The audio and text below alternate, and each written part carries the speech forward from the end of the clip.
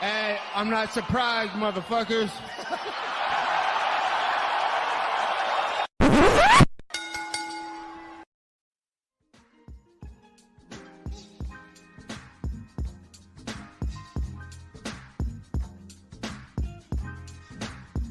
What is up, ladies and gentlemen? Welcome back to the Courtside Soundoff podcast once again. I'm Josh Evanoff. As always, welcome by the one and only man of the hour, too sweet to be sour. It is Angel Ortega. A lot of stuff to talk about this week, folks. We got Jake Paul, Tommy Fury to go over. UFC Vegas 70 belts for 291. And also, it is the return of one of the GOATs, Jon Jones, returning to the Octagon this Saturday at UFC 285. Before we talk about all that, as always, quick shout out to our sponsors, Rogue Energy and ELYXR. Code Soundoff for both of those. Both longtime sponsors of the show. You guys know what it is, Rogue Energy. Keep me fueled up, keep me going through the day. Rogue Energy, fantastic sponsor for a long time. ELYXR on the other end, though, get your ass very, very high with their Delta 8, Delta 9, HHC products. Code Soundoff for both, 10% off of both if you want to go ahead and support us. And get yourself something nice as well. But last, we'll go ahead and hit it off with the biggest news of the week, man. Honestly, if we're talking like recaps in a way, biggest fight of the weekend in the Diriyah Arena in Saudi Arabia. The truth was how it was billed going in. Jake Paul chased Tommy Fury around the world, trying to fight him in the U.S., tried to fight him in the U.K. Ultimately, they fight in Saudi Arabia. He spent 2 years searching him down, hunting him down, because he wanted to beat a real boxer. Instead, he comes up short by decision, split decision, 74-75. One judge scored it for Jake, the other two 76-73, which is the exact way that I scored the fight. Look, man, Angel, couple of things coming out of this fight. I mean, I honestly don't think just kind of the way that anybody saw the fight going. Like, I think most people probably expected, Tommy to do what his game plan was, but these two were very evenly matched. Nobody blew anybody out, It was a fun fight, honestly. It is what it is, to quote the great Max Holloway. So what do you think about it, man? I like that. By the way, when you started talking, I did not expect us to start here, so it threw me off for a second. But no, I'm here, Josh. I'm here. Oh, okay. You're here. Yeah. Fuck, man. I mean, you laid it out pretty nicely there. I mean, it's something like we were talking a little bit in the green room beforehand, a little bit about this, and yeah, I mean, it was close. It was closer in the, obviously, scorecards wise, it didn't seem like that, but like you said, skill set wise, the margin isn't as big as some people expected it to be. It's, I'm guessing a lot more for the side of Jake, even some people for the side of Tommy, right? I think it went both ways, depending on what view or perspective you had, right? Obviously there was people who kind of stuck to their guns, thought that Jake was going to beat the shit out of him, but there's also people like, oh, that Tommy Fury motherfucker, he's legit. Mm-hmm. He's legit, don't sleep on him. You don't, obviously Jake's talented, yada, yada, yada, this and that. Be aware. But like I was telling you, beforehand, before we started the show, it was tight, man. I really don't think these guys are that far apart in boxing. I was talking to you about how the levels in boxing are so big, man, because you got guys who capture titles, smaller, maybe regional titles or fucking diamond belts or whatever. We're not going to fucking get into that whole topic, right? Yeah. Or secondary, but I don't even fucking know any of the names for them because they're all fucking dumb, But, the Mayan belt, shit like that.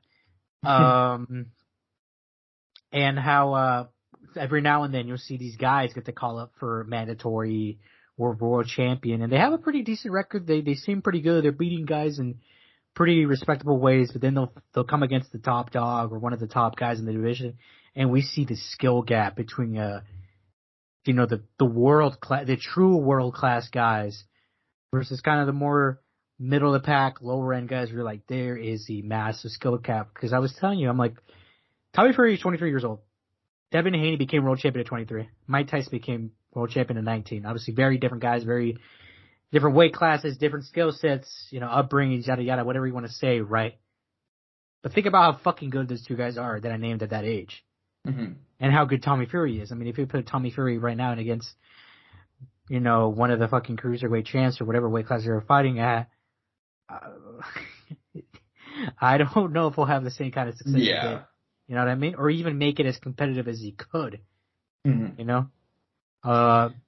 And look, everybody has a level, and he's and he's young in his career too. That's another thing. There's other factors, right? You know, obviously I'm not trying to say, look, he's shit, man. You know, it doesn't mean he can't grow. I mean, we've had guys who, get older and have found success later in their life and become champions in boxing and in MMA and other sports and stuff like that and found success. It's not even just combat, right? But,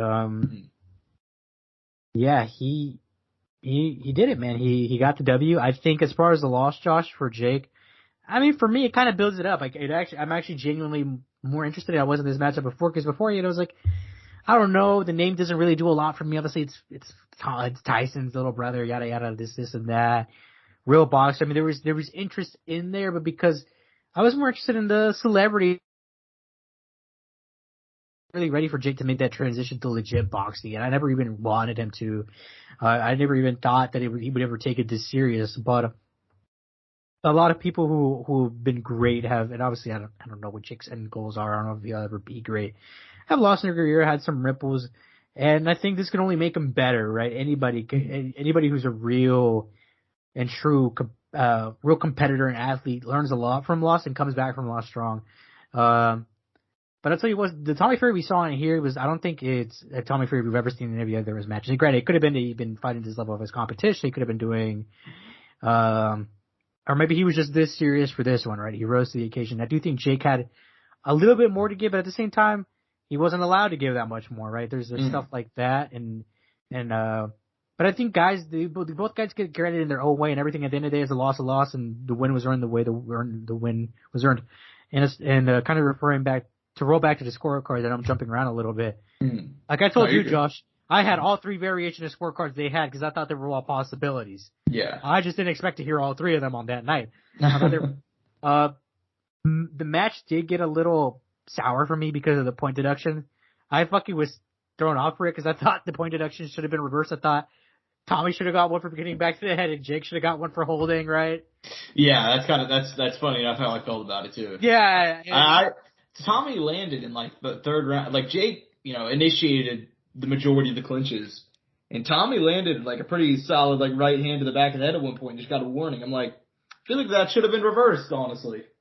Yeah, no, and that really ruined the fight for me. Like I was so checked afterwards and keeping my scorecard and all that. Obviously the guys are still gonna go, but I'm like, if the result gets really fucked up by this, and they play an effect in some capacity because one of the cards could have been there could have been a draw. Jay could have even had a bigger lead on one card. Obviously, it doesn't matter now. The results are what they are. You know, who gives a fuck, right? But and I mean, the right man won, in my opinion. I don't see a lot of arguments for a Jake win. Some minor arguments for a draw, but even then, people aren't like crazy about it or whatever. I mean, it felt like a decisive loss. Like even if you didn't think about it on the night of, which I can understand your point, because your point, you texted me and I thought like, what? I almost said bad word there, but what is this man smoking? I'm like, what is he talking about? But then I was like, you know what? 2-point deductions, a knockdown. You know, I can see where you can like get your wires crossed. You know what I mean? If you rewatch the fight and come to the conclusion that like Jake Paul deserved to win, I'm not talking about a draw. You know, with all the point deductions, I can see it. Yeah. I don't think there's any universe where Jake Paul won the fight. You know. Yeah. Fuck, man, we weren't far from a draw though, dude. Like no, we really weren't. I think they were. I thought the fight was 76-73, which is what two of the judges had it. I gave Jake the third round, which I thought he edged. I think he landed like a good left hook in that round, if I remember correctly, which kind of shifted the momentum. And then round 8, obviously, when he got the knockdown with the jab, which it wasn't like a knockdown which we're used to seeing from Jake, where it's just like, you know, he flattens the guy. This was like kind of just, you know, Tommy's like, oh fuck, like, you know, he kind of tried to argue it, and I think he did just slip, but still, he got, you know, that was caused by a punch. He was off balance. I mean, he got him in movement, which dude, exactly, he was off balance. It was a fair knockdown. Yeah, I mean, it's fair. I mean, it happens. So I'm not saying it wasn't fair. I'm just saying like it was more to the. If you told me that Tom Fury got knocked down before the fight, I'd be like, oh, so he probably lost. You know. I mean, Jake caused. I'll put it like this: Jake caused a knockdown that wasn't caused by any other. No. slip from the shoes were slick or whatever. Right? That's what I'm saying. I'm just saying, like, he kind of caught him off balance. And if you told me before the fight that Tommy Fury got knocked down, I'd be like, oh, so he probably lost the fight then. You know what I mean? I would not expect him to get off the canvas. And once he got off the canvas, I thought he actually did really well, in round 8. Yeah, I mean, they both had their moments. I think that was the other good thing, because if it would have just been a Tommy show or a Jake show, it would have been like, dang, like, and again, like Jake, let me be clear. I thought he clearly lost. They gave him 2 rounds. At the same time, though, let's also let's be honest here. I'm seeing some people be like, oh, he got exposed, and I'm like, he got outboxed. I mean, both into this one, he had more power. He was, he had that dog in him, which we weren't sure that Tommy Fury had. If you're going to come down to just heart and power versus pure boxing skill, and boxing skill won out. That's just. I don't think I don't have any big over the top like. And I mean, we've seen this many times though, Josh. Like this kind of clash of styles. You know what I mean? I mean, it's almost not the same, very different. Even how they play. Devin Haney, our boy from Australia, Cambosos. That's right. One guy was a fighter, one guy was a boxer. Mm-hmm. You know what I mean? Obviously, different styles, right? Not the same. And obviously the level, right? But go ahead. And Jake, and it's not to say Jake wasn't trying to box. I mean, he did show some stuff. There was some good things he did. I mean, Tommy just had certain fundamentals down better. Also, it was the first time Jake ever fought someone who was fast, at least faster than the guys he had boxed before. I think it was a big difference. I thought early on Jake's head movement looked better than what it did in previous fights. But as it progressed, it kind of went away a little bit. Yeah. And it could have been just not being able to control himself, right? To be like, okay, I need to react, and I need to be moving, I need to be bobbing and weaving. I thought Tommy's feints looked great. His jab was really good. I mean, it wasn't any crazy world-class jab, but it landed pretty much any time he wanted. Yeah, it landed any time he wanted. He clearly had that fundamental down very good. And like I think this is a very winnable matchup for Jake. I think he could come back, clean some stuff, and do some things. And for Tommy, I mean, even he could do some stuff. I thought he did some things well. I thought he was going to gas at one point. He started off good. He did slow it down. He didn't slow down because he was tired or anything. I think he just slowed it down to manage better, because he knew he couldn't. Because if he kept the pace up, I think he knew he would have gassed, because he did it in a Pretty Boy Taylor fight. Which I thought that was a fight that, at the time, really made me question him against Jake, because I was like, look, I get Pretty Boy Taylor, but I'm like, this isn't Pretty Boy Taylor's sport. You should be making this not close. I felt like that's a fight that, for me, he shouldn't have made close at all. And it wasn't close, but it shouldn't have been what it was. You think he should have gotten him out of there, is what you're saying? He should have gotten out of there, or really fucking styled on him. Really, really, beat the shit out of him. You know what I mean? Yeah. Well, he won. I mean, I've always thought that fight was a little bit overblown. It's not easy to. I feel like I know, but I feel like you got to beat certain guys a certain way, though, Josh. You know what I mean? I agree. I've always thought it's important how you beat a guy is just as important as the level of competition you're beating. But after, it was really that fight. I was like, But even then, I thought like, okay, Pretty Boy Taylor is not a boxer. He's not. But he's a tough guy. We've seen that. I mean, he's a very tough guy, and I thought, he's clever enough to make it through a 4-round fight. Yeah, and I mean, he did it against Idris Berger, who's another, legit prospect. Like a legit prospect, where I think Tommy is like, I'm gonna say he isn't a legit. Yeah, I mean, Idris Berger was a legitimate prospect and better than Tommy Fury, and he couldn't get Anthony Taylor out of it. Yeah. So but I mean, in terms of this fight, man, I feel like just to kind of close it out, honestly. Give me your thoughts on the rematch. You think the rematch is what should be next for Jake? Because Jake, this loss took out a lot of options, but it opens the door in other ways for other ones. That's what I'm saying. I don't think the loss was bad. I think the loss benefits him certain ways. I think it helps him grow. I think it can make this fight bigger. It makes some money. Which, dude, I mean, this guy just made 30 mil. You know what I mean? Who doesn't want to make 30 mil again, or 15, or whatever he's gonna make? You know what I mean? Yeah. And plus, if you can come back and win, get some redemption, get that clout. And I mean, he's done that before, right? He fucking had the Woodley fight, which was, came out, was not looking great there for a bit, got him out of there, and look, different matchup, different styles, older, yada yada. It is what it is, right? I'm just saying, we don't know the possibilities. I'm just putting it out there, and maybe we get a little bit of magic, right? And even then, if let's say for some reason there's some disputes, they can't get the matchup now, maybe they decide to do it down the line. I mean, the door for JJ's right there, and that's a fucking big money fight as it is. You know what I mean? Mm-hmm. I think that's the other thing for me, because for a while there, Josh was like, I don't know if we'll see JJ. And I was always sold on the fact that we're going to get it, but for a little bit there, I was fading away on it. I didn't know if we are going to ever see Jake versus JJ.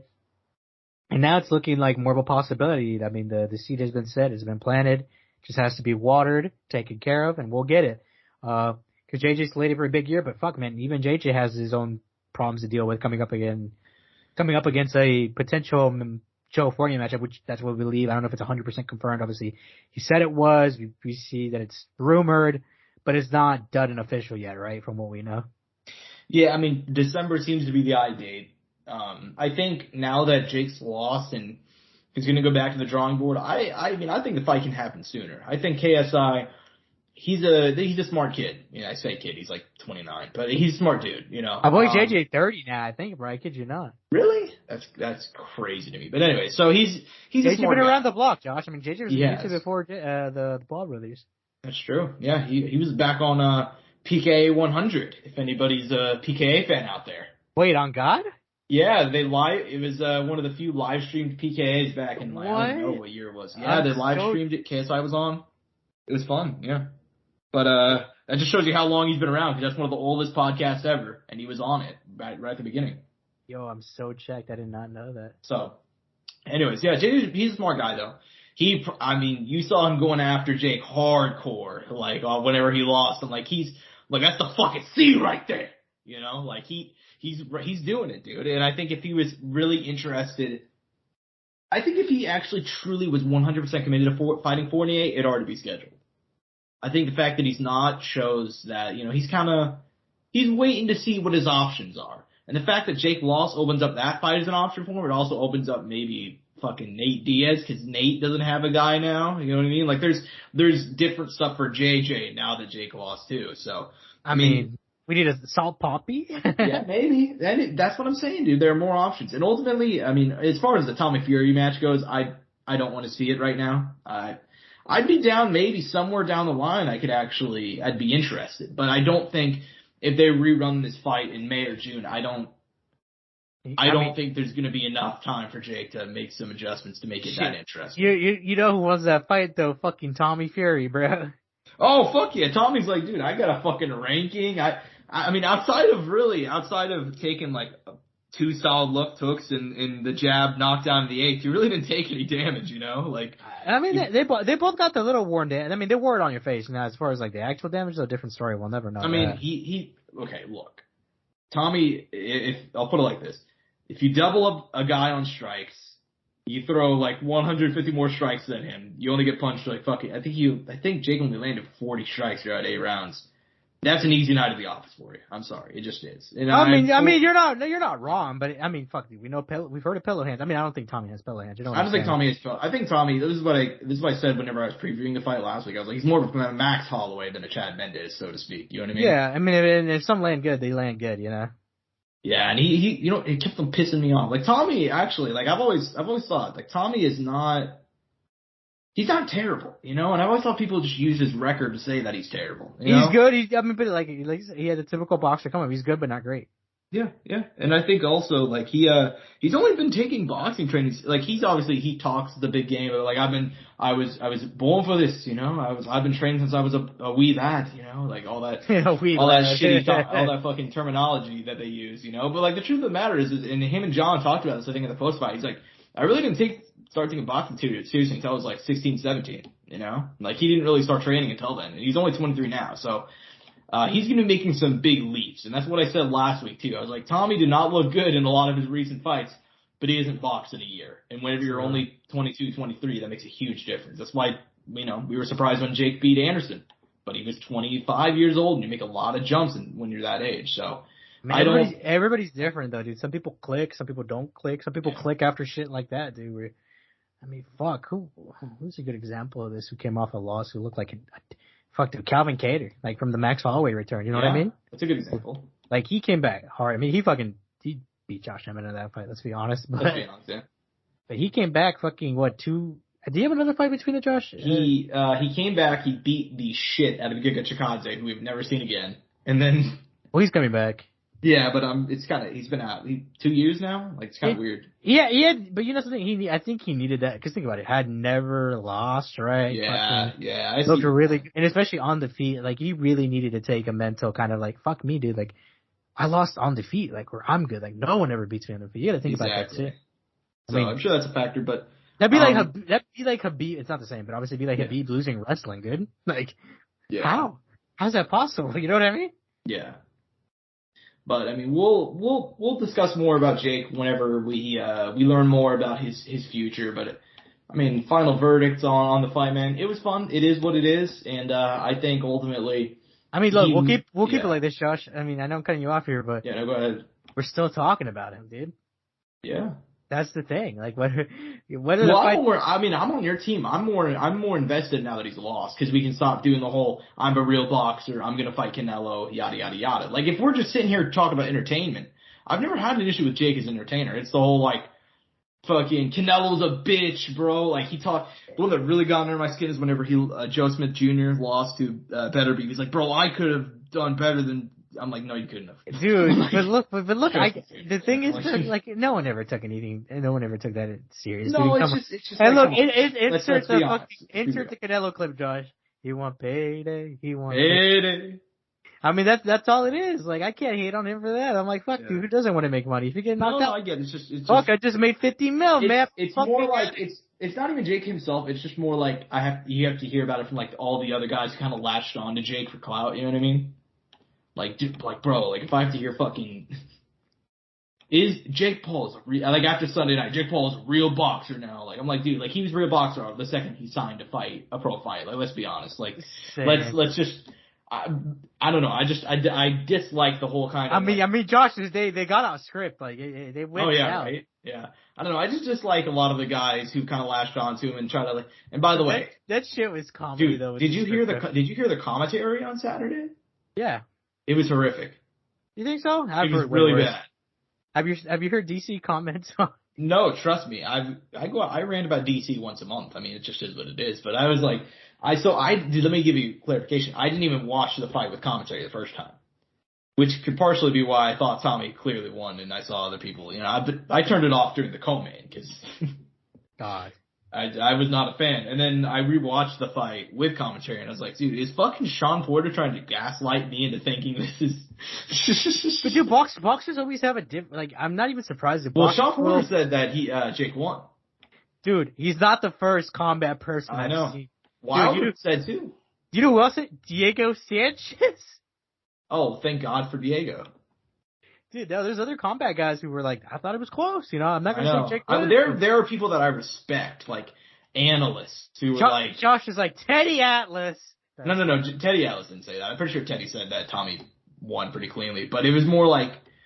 I'm not gonna name names. It but trips like you out when there's some fighters who say it though. You know what I mean? Yeah, I mean, I'm not gonna name names because these are my own coworkers, like people who not my own coworkers. We don't work in the same like publication, but like. People who I respect in my field who were like, yeah, I scored it for Jake 75-74. I'm like, dude, you're fucking high right now, man. Well, dude, that was one of the 3 scorecards I had, man, so I wouldn't be surprised if someone said Well, yeah, but like you said, you kind of gave up scoring after the fucking point deduction, so I can understand. No, I kept scoring. I got checked after the second one. Oh, okay. So well, there you go. Like, you know. I still scored the last 2 rounds, but then I tried to think about some rounds. You know, like I tried to backtrack and then be like, wait, so how would it affect it if they scored it? You know what I mean? I try to do that. Yeah. You know how I am. I always like giving.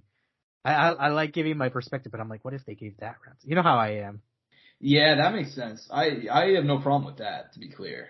So that's but I mean, I don't know. I think it's about time to move on. We spent a long time on the subject, but hey, man, can you fucking blame us though, Josh? I mean, I don't know. It was fun. It was the topic of the weekend. I mean, it's not like we're gonna spend a long time on the fucking 2 MMA cards that happened. No hate. Yeah, I mean, honestly, I kind of want you to get those out of the way. So we're just going to go and hit it off because honestly... I mean, we just spent a lot of time on the pay-per-view. Well, I think we'll spend actually a fair bit of time on Bellator because I think there's a lot of stuff that can, especially in the main event we talk about, but... Did a lot of come out of that outside of... honestly, just the main event. But we'll go ahead and talk about UFC first because Look, dude, another Apex card, UFC Apex, in Las Vegas, Nevada, UFC Vegas 70. This card going into it, I think we both kind of thought, like, on paper, this is actually a pretty good Apex card.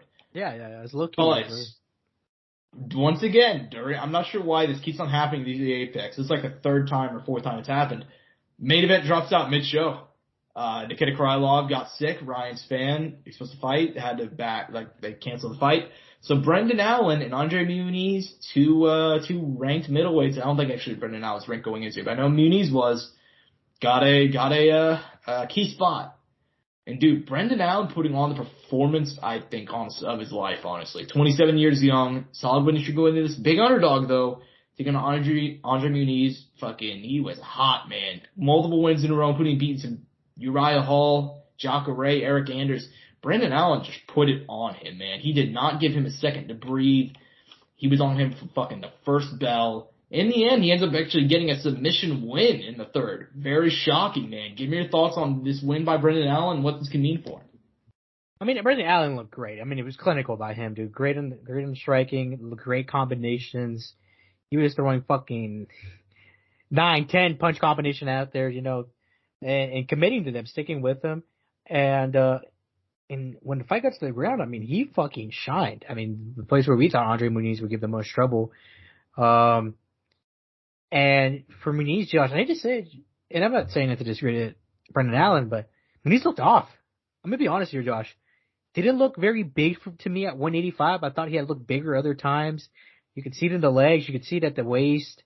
It didn't look like a shit weight cut or anything like that. He just didn't appear very big. I swear to God, I've seen him in the past, and he looked, at least to me, like a lot more full. I mean, you saw him and Brendan Allen. I felt like there was a decent size difference. I mean, Brendan Allen looked very filled out, big. You saw in his legs, you saw in his body. The hips were filled out. And he wasn't like super cut either. He had a little extra chunk in there. Mm-hmm. But ended up getting the win. And look, for a young guy, keeping that streak going on, shutting down a guy's hype train who's a little older than him, and I think Brendan Allen had a ranked spot, right? So I think he went out. He was ranked at some point, I know, during his UFC run, but he was not ranked going into the fight. Yeah, so he was ranked at some point. Well, now he's 12, so he made his way up. I don't know who he pushed out, because Kelvin's now 15, Chris Curtis 14, Andre Muniz 13. I just saw it right now. Just updated. But shit, clinical, man. I mean, what else can you say? Great finish for him. I don't know. I'm a little surprised, kind of underwhelmed as Andre Muniz loss. I don't think it was his best performance, and I feel like this isn't the best he can give us. I think something had been off. I don't know if anything has come out post-fight or anything like that. Obviously, a lot of fighters don't want to make excuses for themselves, even if they did have like some valid thing happen to them or something's going on. But I don't know, something just wasn't right. I mean, for a guy who came in hot, beating guys like Jacare Souza, legend, submitting him, Eric Anders, another submission. Obviously, Eric Anders maybe not necessarily a fucking top 5 ranked guy, but really solid, tough opponent in his own right. And Uriah Hall, who I know he was out the door, but nevertheless a tough out and controlled him the whole fight. And now taking on a young guy like Brendan Allen, yeah, he's young, he's hungry, but a lot of people expected him to a lot. I mean, he was picked a lot. I mean, he was the favorite. I mean, I sound very odd, Josh, because I picked Brendan Allen, but even I was surprised. Yeah, I mean, I was really surprised, man. I mean, Andre Muniz going this, I wasn't entirely sure if he'd be able to get Brendan Allen out of there. In fact, I'm pretty sure I said the exact opposite. I'm pretty sure I said that he would not be able to. I thought I'd probably be able to control him, He's a very heavy grappler, but dude, Brendan Allen, he did not give him, he was on him from fucking moment one, not even round one, he did not give him a second to breathe. He wore down the gas thing, and by round 3, Muniz, man, it was tough, man. It was a tough night at the office for him. And, dude, Brendan Allen, this is what I kind of said whenever we previewed the fight. I'm like, this kid he suffered some big losses. He keeps on, for 2 times in a row now in the UFC, he's had like a winning streak, and he'll get up to like a higher level, and he'll just fall.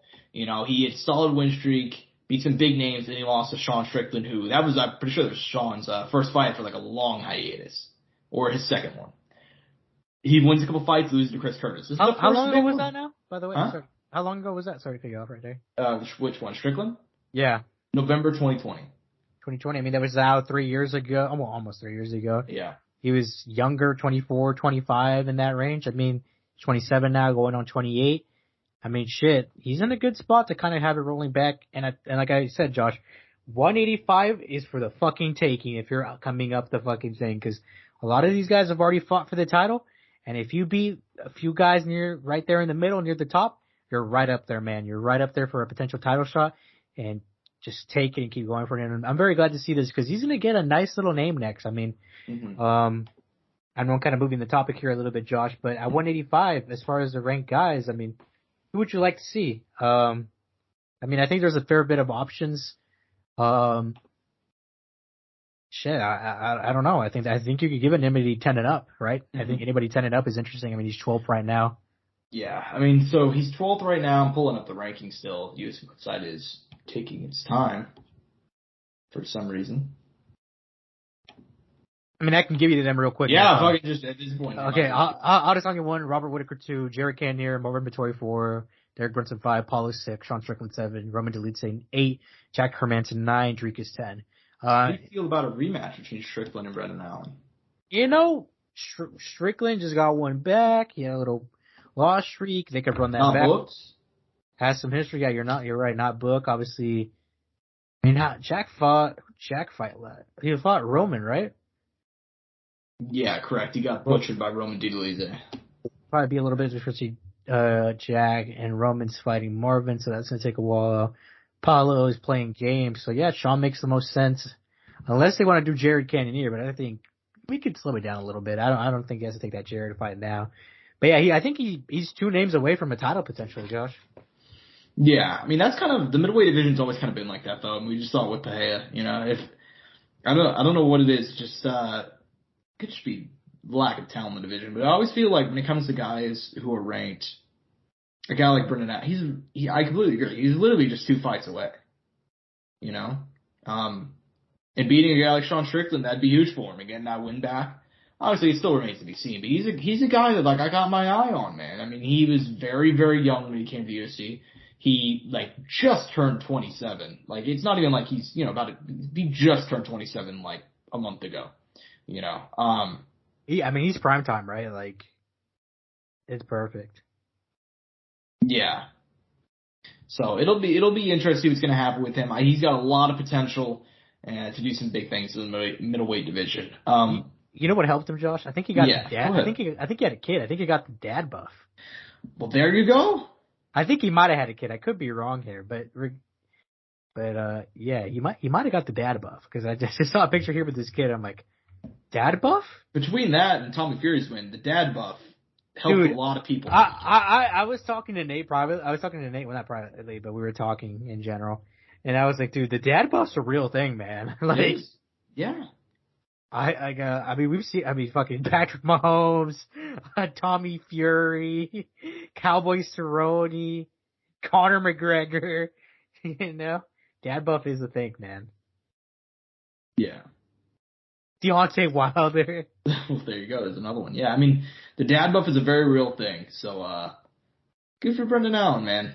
Good for him. But I'm happy, man. It's a good feel moment. Yeah. I'm curious to see how Andre Muniz recovers because he's ranked. His next fight's not going to be easy. So, curious to see who they give him. I wonder if they give him like a Jack Hermanson type. That'd be a fun clash of styles.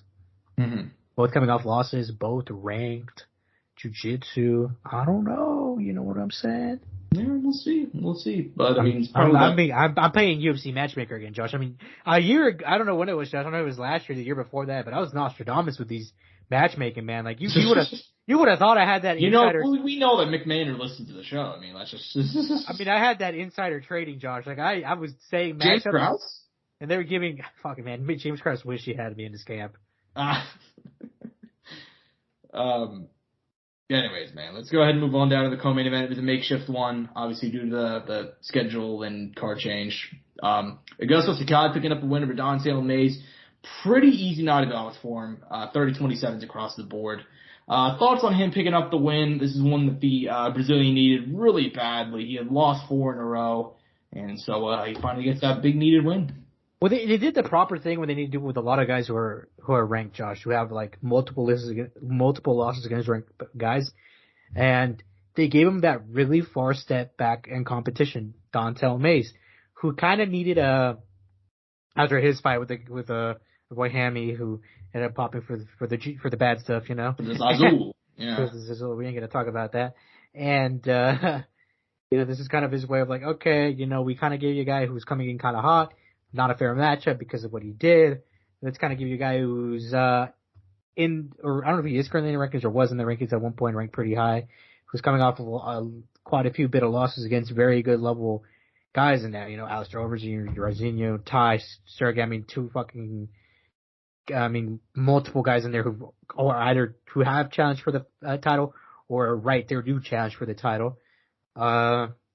So for him, it was a nice one to get back, and they gave him an opportunity. Let's see where you're at. What's your level? Are you still there enough to beat guys on the outside of the rankings or on the lower end of heavyweight? And he did. He got it, and it was a solid win.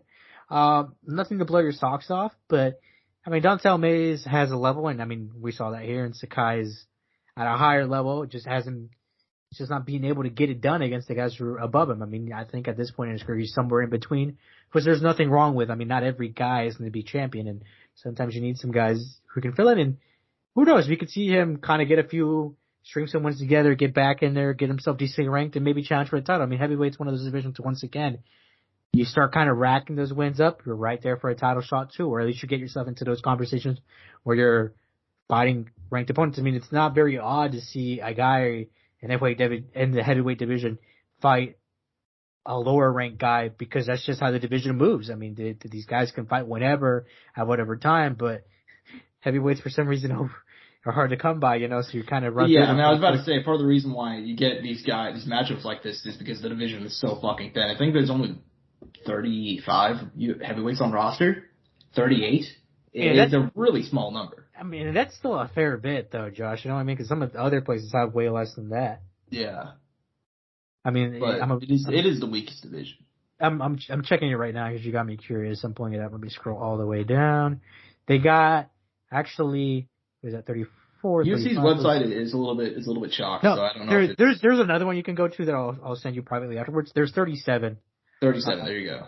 Which, I mean, Josh, that's quite a bit though still. But granted, though, once you start kind of breaking it down into guys like, no disrespect, Chase Sherman, Jake Collier. Yeah, there's a tier. You know, and Josh Parsons, guys are kind of like, oh, yeah, you know, and guys with even small records like Justin Taffa, who's like 5-3. You know what I mean? And yeah, Dontel Mays is now 9-5. But there's some heavyweights we haven't seen in a while, Josh, like fucking Juan Espino, Walt Harris, Stipe, Jargis Dono, who I don't even know if he's still in the UFC, who fought like Jorgen De Castro last. I don't even think you remember that name, Josh. I have no idea. You could have just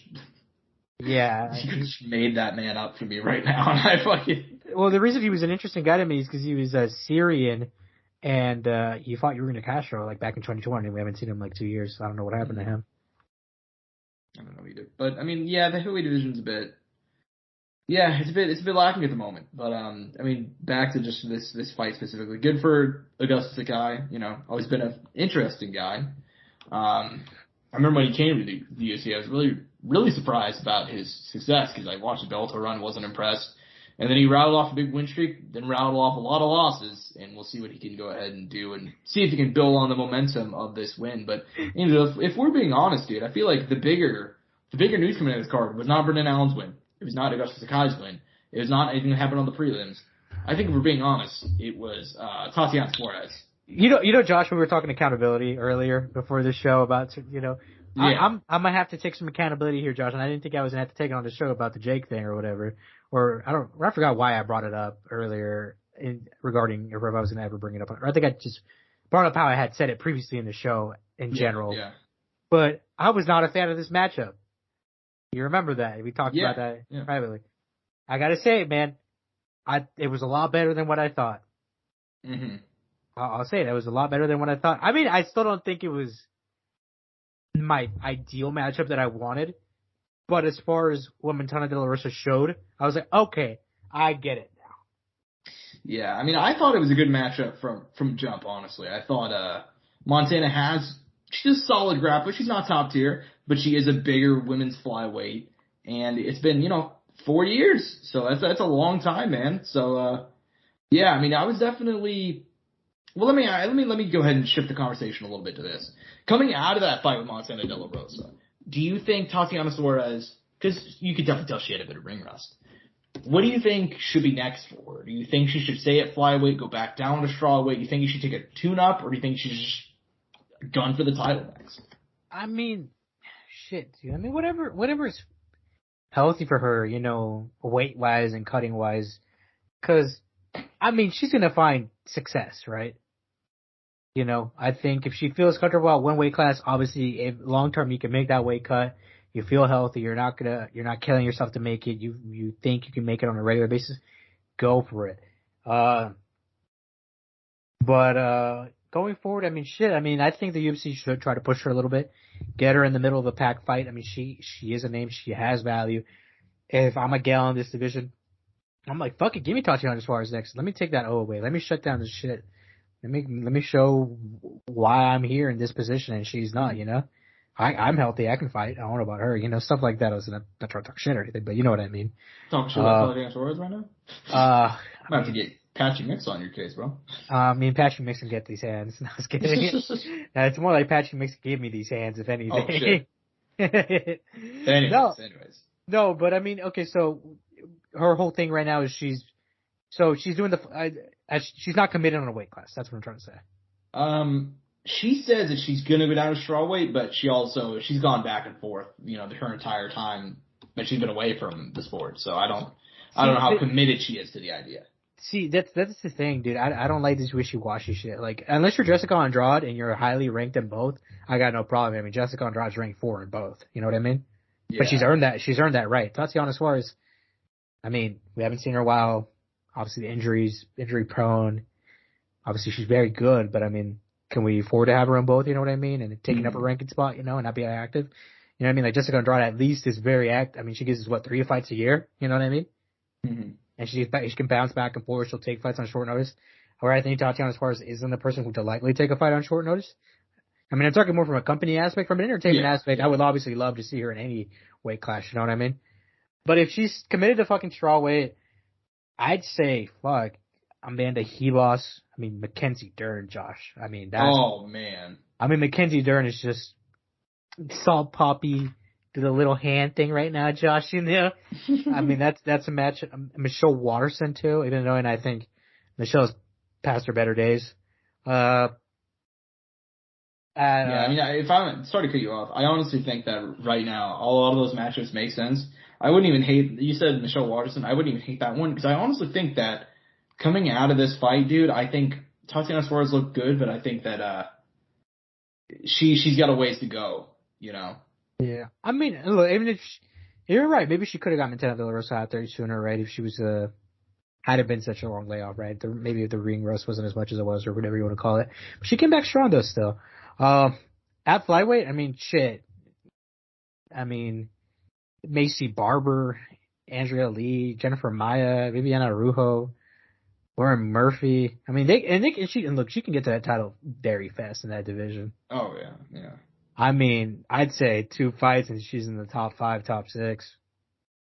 Shit, she could get top 5 after 1 fight if they really want to push her that hard. Just whether or not they decide to. I mean, she's one of those girls that I think, for one, she's going to be very hard to get fights for. And kind of figuring out, and especially I think she needs the time to make the weight, Mm-hmm. That's the other thing. Yeah, I mean, I think her win, obviously, huge to get a win. It's good to kind of get, like, the monkey off your back, so to speak, to, just get back in the cage and to pick up a win is huge. That being said, I think that performance, man, that was a solid one, and she's still a savage, but I think that I'd like to see her take another tune-up. Possibly, not the Tyson Pedro route, maybe a bit more accelerated than that. Tyson came back and got multiple. Like Sean Strickland. Yeah, something like that. Like go from unranked to top 15 to a top 10 to a top 5 to, title shot. I don't think Suarez will wait that long. But I think one more tune-up. State of division. Yeah, one more tune-up, I think, solid. I think that's, like, the way to go. Yeah. Any other thoughts on fights across this card, man? I think Mike Malott picked up a good win. Ode Osborne picked up a solid win. But I know there's one fight you're waiting to talk about. Look, there is, but let's take a pause here on Mike Malott, dude. This kid is fucking good, and it's so under the radar. He's very good, yeah. We saw what he did to Mickey Dahl in that fight, where he just put him out. And then he comes into this fight and gives us, like, still very good on the feet, but gives us a finish on the ground that was very high level, too. And I'm just like, this kid has 10 professional fights. His only loss, Josh, was at featherweight against Hakeem Dawodu. This guy fights at welterweight now. It makes you wonder, what if he was always fighting at welterweight back then? Obviously younger, body type is still developing, whatever, right? But god fucking damn, this Canadian is something special. I'm curious to see what he can do, man. Welterweight's a tough fucking division, especially in the UFC. We're talking Michael Chiesa, Jack Della Maddalena, Michel Pereira, Muslim Salikov, who's not even ranked, fucking RDA, who's not even ranked, I think, right now, D-Rod, Chaos Williams, Gunnar Nelson, Jake Matthews, fucking Max Griffin, Philip Bro, Nico Price. I'm talking about not ranked fighters, Josh. I'm talking about guys who aren't even in the top 15. Once we start getting to the top 15, I mean, Shockbot, Jeff Neal. Yeah. You know, this division is full of killers, and it's kind of making me wonder, what is this kid's level? I mean, what is, like, this young man, another bonus. He's entertaining. He was on a main card. I hope to see him fight again this year. I hope he's active. I love to see 2 more fights. Obviously, it's February now. I don't think he took a lot of damage, brother. I'd love to see you fight here in 4 months if you can. I know it's just a personal request. I know you're probably not listening, but goddamn, you really got me hooked. Well, no, man. I think Mike Malott is a huge fan of the show.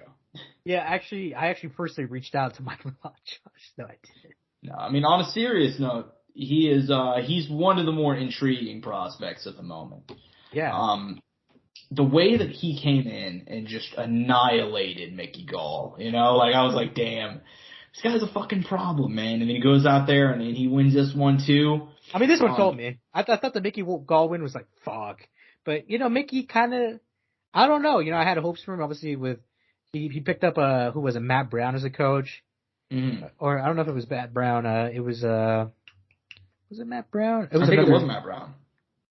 Yeah, Immortal Matt Brown. It was Matt Brown, and he was helping with the striking. I was like, dude, that's fucking awesome. But I think for that fight, he wasn't in this corner. I think he had gotten sick or something. Don't quote me on that. So at the time, I was like, dang, you know, I don't think we got to see fully where Mickey's going to go with all his striking and stuff. So, but now I'm like, fuck, Mike Malott's fucking legit, dude. Like, I think it's another kind of, I wonder if he's going to be like another Jack Della Maddalena, Josh. Like, gets finishes, quick, very talented. I mean, dude, these are 2 heavy-handed guys coming up, and you're just like, dude, I don't know. I want to see more. I want to see them next. You know what I mean? Yeah, I agree. I think like I said, he's one of the most intriguing prospects of the moment. I mean, it's him and Jack in this division, right? Oh, go ahead. I mean, it's him and Jack, right? Absolutely. And the fact that these guys could somehow fight in the future is fucking insane. And not even that far. I wasn't even thinking about that, Josh. You weren't even thinking about that? Oh, come on, man. God, dude. You just made my cock rock hard, dude. You're rock hard of the motion. You got a phoner, in the words of Jake Hager. I still think that's the funniest shit anybody. I think that's an underrated MMA moment right there. Jake Hager wins his first MMA fight, gets on the mic. I got a phoner. I'm rock hard with emotion right now. Is that really what fans? You know? God. I mean, that's the fucking WWE superstar in him, right? I know. But anyways, yeah, back to Mike Malott. Solid win here, man. Very impressive. And one of the guys that, like, God, if you're not, in the words of Dick White, if you don't know, now you know. I mean, this guy's a fucking savage. So, I'm very excited to see what he does next. I mean, as far as the fight card goes, man, there is a clear one. I thought you were going to go and talk about this one as like a layup. But let's go and let's shout him out to Jordan Levitt. The Monkey King. God damn, dude. If you had any questions on how good he is, you learned. Knockout win. First knockout in his UFC career. Well, let me rephrase. First knockout with the hands in his UFC career. If you guys don't remember I believe it was his debut when he slammed Matt Wyman through the mat. That was brutal. But, yeah, man, I'm a huge fan of this guy. What do you think about his win over Victor Martinez? He needed it. I think he needed it mentally for himself. You know, he just needed to get one back. And Jordan Levitt's one of those guys that is obviously the Paddy Pimblett loss, I think a lot of people were like, I don't know how good he is, but he had his moments in that fight. You know what I mean? Yeah. So to see him back, get that win, especially one on the feet and a finish like that, kind of give a different look, and especially to kind of add to what his arsenal already had, because obviously he had the wrestling background that he had from coming in from high school with the jiu-jitsu he had been working on the clinch that he did in that Paddy fight, and then adding kind of those tie knees or just knees in general to his striking. I mean, it was another layer that was always there for him, and he probably just didn't think about it, or someone hadn't noticed. I'm like, dude, maybe we should integrate this into your game. And he did. And fuck, it's another tool he has his option. And if he keeps growing, I mean, who knows what his limit is? I mean, he's 27 years young, about to turn 28 this year. He still has a long time in this sport. I will be said, I think he is someone who could get to a decently high level. Do I think he'll be champion? I don't know. I'm not necessarily sold on the idea. But at lightweight, it's a very competitive division. He's very awkward in his fight style, in his striking, and everything. And even in his personality, he's a little quirky, he's fun, he's different. But I think that's what makes him unique to this sport, and it adds something, because just like a guy like Tony Ferguson, there's no one like him. Mm-hmm. Yeah, I completely agree. I actually completely agree. I think he's fun. You know, I think that's the only way to put it. He's actually fun, you know? Like, he's, we need people like him. We need different personalities. Not everybody has to be this fucking alpha male, super macho, fucking raging in testosterone. Yeah, we don't need guys like Jordan Levitt are fun, man. They're different guys. So and someone can find them relatable too. You know what I mean? Not everyone, exactly. So not everybody can relate to Michael Chandler, who's a fucking gym rat, jacked out of his mind, spiritual and religious. You know what I mean? That's what Ryan Hall's always been my boy. You know? Yeah, like. And Jordan Levitt's kind of like a little awkwardish, you know, quirky, fun, nerdy. Like, someone out there can actually relate to him, you know what I mean? Exactly. So, yeah, dude, I was very happy. I was very surprised to see him pick up that win, but I couldn't be happier. So, good for him. Excited to see what he does next. Also, on the undercard, Jasmine Jadavicius, who's quickly turning into a very interesting prospect, picked up a win. She's someone I've had my eye on too since her debut. I think she came off the Contender Series too. I believe she had an impressive. I don't know if it was a finish, but I know she had a good performance, and that obviously got her on in the UFC. But fuck, man, you know, Contender Series hands out contracts to anybody nowadays. Pretty much, yeah. But yeah, I kind of talked to her about it a little bit. Yeah, that was sick to see. A lot of these fights had a lot of ground elements, Josh, where like the fight ended on the ground, or there was a lot of control of the ground, or there was some aspect of it being on the ground. Obviously, it's MMA, we're going to see that, but, you know, there's some nights where you don't get a lot of jiu-jitsu, ground, wrestling exchanges, you know what I mean? Tonight, we got a lot of that. Exactly, yeah. Yeah, so definitely, she is somebody that, you know, is an interesting prospect. So, obviously picked up, like you mentioned, came into the Contender Series, beat my girl Kay Hansen. You know, she's got a couple of solid wins, so interested to see where her career goes from here. Last couple of fights to discuss. I mean, Ode Osborne picking up a win over Charles Johnson. I thought that fight was going to be more fun than it was, but same. Yeah, it was fine. It was okay. You know, Joe Solecki picking up a win, and Trevor Peak, if we're being completely honest, kind of one of the bigger stars of the card. First round knockout over Eric Gonzalez, just murked him. So yeah, solid performance there. Any closing thoughts on this card before you go ahead and move on to Bellator? I mean, nothing else, man. We kept it up really well. I mean, fucking something we didn't mention. Fucking UFC veteran Rafael is getting obliterated in this. I mean, getting dominated, I guess is probably the proper way to put it. Yeah. And the opening fight of the night, kind of interesting that he gave a younger guy with kind of a very small record, someone who was so experienced and been around the block now for a while. But I mean, shit, I guess maybe they want to see how fucking serious he was, how big time he was, and we saw it. He's pretty legit. Not the most exciting fight, maybe not the most highlight performance, but he did what he had to do and got the W against a guy who is a veteran, has been around a while. And you don't see a lot of times where you get kind of these newer guys who get these older guys who've been around for a while in these tough fights. Mm-hmm. Or I guess a guy with this much experience. I guess is probably the proper way to put it. Yeah, I see what you mean. Yeah, I mean, closing thoughts on this card, though. Solid night of fights. pretty fun. Yeah, it did its thing. It wasn't anything. It wasn't the best fight night. It wasn't bad. It was good, and it provided enough entertainment.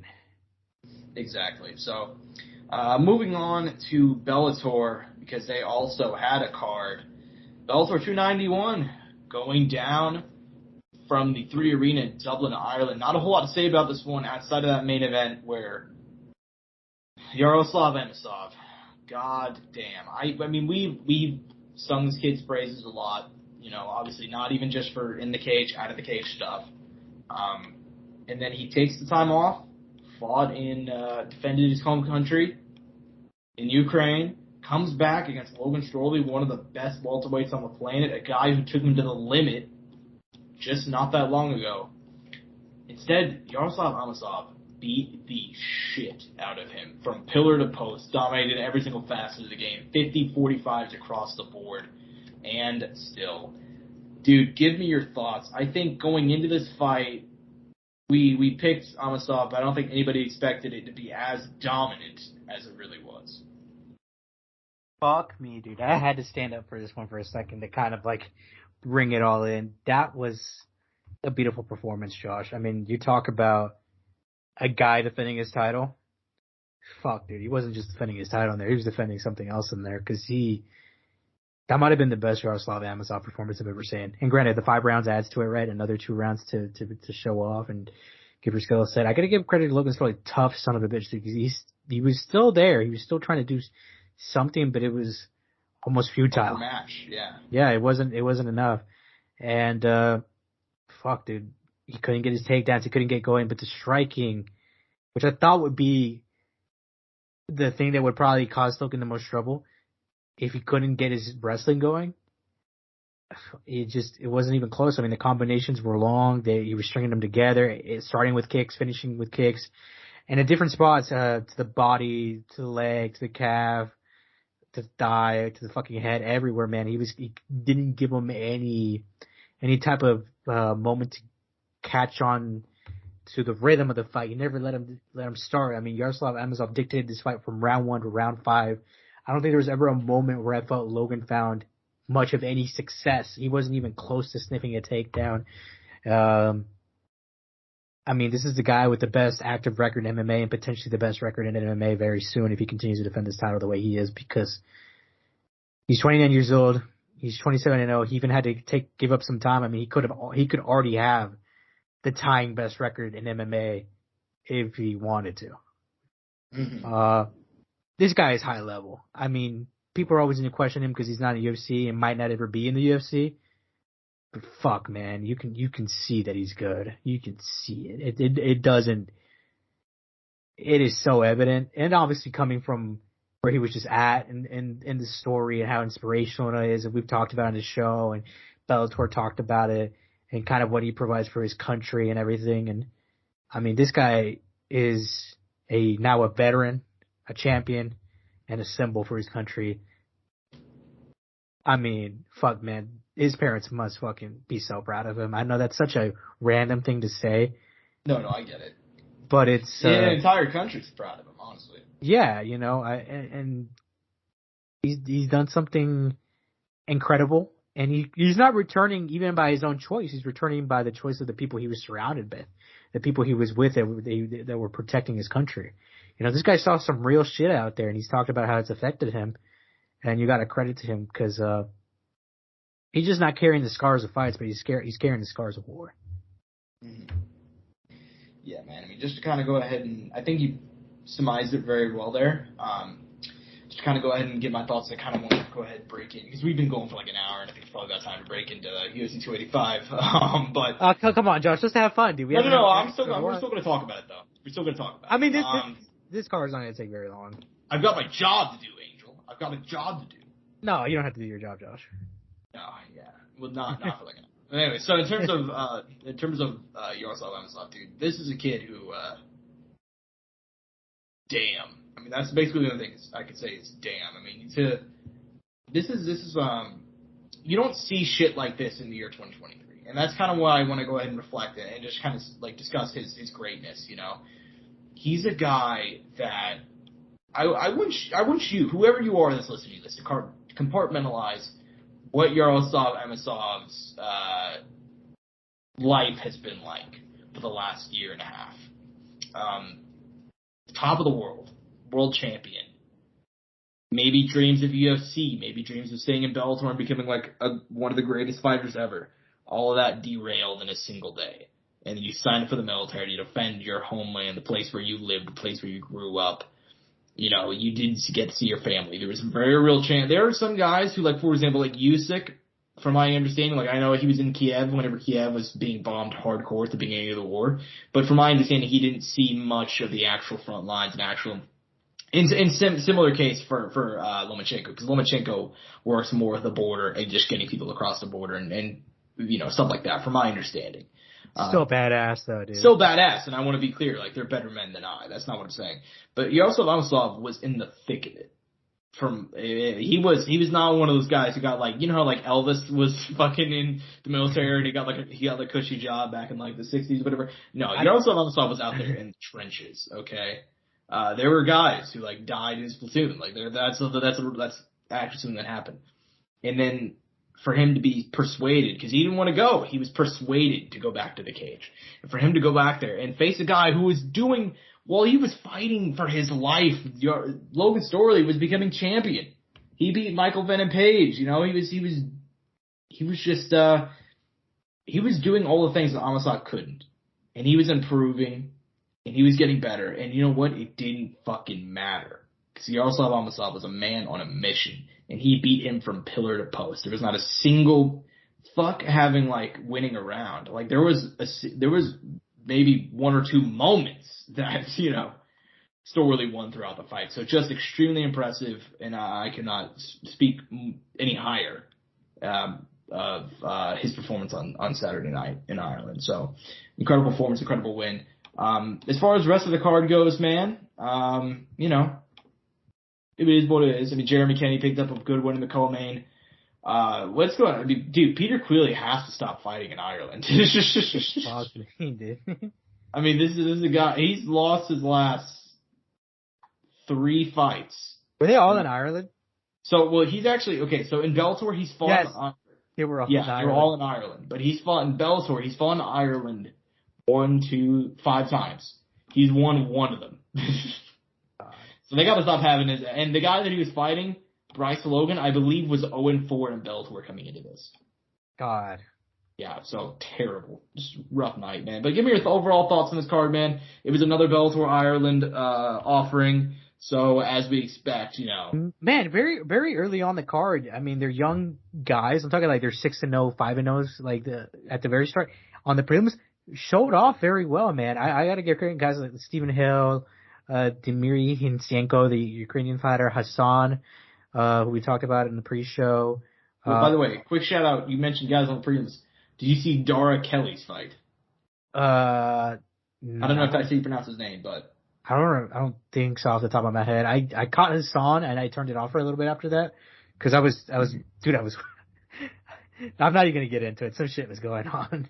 I mean, regardless though, this dude was a fucking savage. I mean, I was aware of him before this, but dude, he went in there and just dominated. I turned it on right at this time, and he just dominated. So I mean, that SPG Ireland gym, Josh, and I think all of them in general have been producing some pretty good young talent that we haven't even seen yet. Because fuck, dude, the Conor McGregor rise in Ireland helped grow those gyms so much and has brought in so many young kids who are like, I want to be world champion. And I mean, shit, you see it right there. I mean, this kid, I'm looking at it right now, Josh, and I'll cut you off a little bit there. 8-0 AMI record and now a 3-0 professional start in Bellator. I mean, shit. Looks pretty good, right? Yeah, I completely agree. Yeah, man. I mean, I'm glad you gave a shout out to some of those undercard guys because honestly, the undercard was arguably more entertaining than the main card. To be honest with you, if we're discussing the card outside of Amosov and probably Bryce Logan pulling. By the way, I do want to bring up. I was so excited for Oleg Popov's fight. Oh no! Because I thought he was one of the best prospects at heavyweight in that you could find. Cause, Yeah. I go on Tapology, I go on websites, I look, I click for, like a half an hour, look around, watch some guys' fights, and, I saw him and I'm like, this guy, and I watched a few of his fights, I saw him, I'm like, this guy has some potential, he's a smaller heavyweight, but he's fucking killing it, he's Russian, so you already know that's a factor too. Mm-hmm. He's ice cold. And man, it wasn't the most entertaining fight, but he did what he had to do. I mean, I'm not saying he's like not good, but it was just alright. I just wanted a little bit more. I thought I would see a sick finish, but beggars can't be choosers, Right? Yeah. I mean, overall, this is a really nice. Oh, I forgot to mention one. The fight after that one, pop off, Charlie Ward. Yeah, he had a solid run in Bellator. It's pretty much come to an end, though. I mean, he went there after getting covered in the UFC in 2016, 2017. He was like a complete joke, basically. And he rattled off a really solid run, got ranked, got all the way to like a fight with Fabian Edwards where, the winner of that, I mean, Fabian Edwards might, he's fighting Gegard Mousasi next, so should have a title eliminator. Charlie Ward lost to him and then lost to Mike Shipman, so. I mean, it just tripped me off that he did go from Lyoto Machida to Charlie Ward. Charlie Ward did better than Lyoto, though.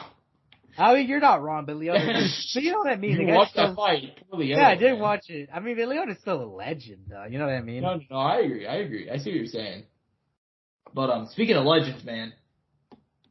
Let's break into it. I'm so Oh man, Josh, I know we're about to talk about your favorite fighter on the planet. So here's the thing. You're the man you look up to, Josh, the kind of man you want to be one day, the guy who inspires you.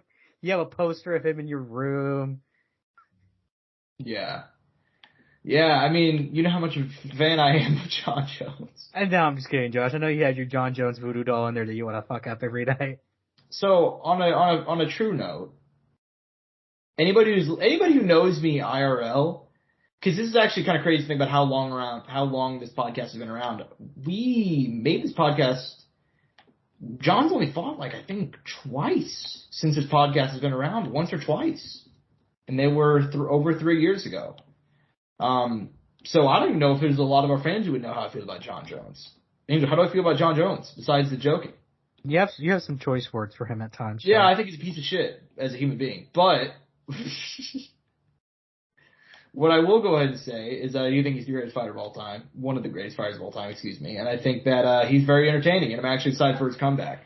As I say, Josh, Fedor fought a few months ago. Yeah, I know. Right? Earlier this month, I mean. The Trugo is retired, but Jon Jones is back, so that'll be fun. But but on a serious note, if Jon cleans up his act, I mean, I don't want Jon Jones to be a fuck-up. I don't, as much as I think, he's a bad person, I don't want Jon Jones to be a bad person. I'd prefer if he did not, beat his fiancée to a pulp. I'd prefer if he did not do that in front of his kids who were probably, fucking traumatized and we're going to have to get 3 years of therapy. You know what I mean? I don't want that to happen. So if Jon Jones can turn his life around, I'm all for it. But, I have had some choice words for him in the past.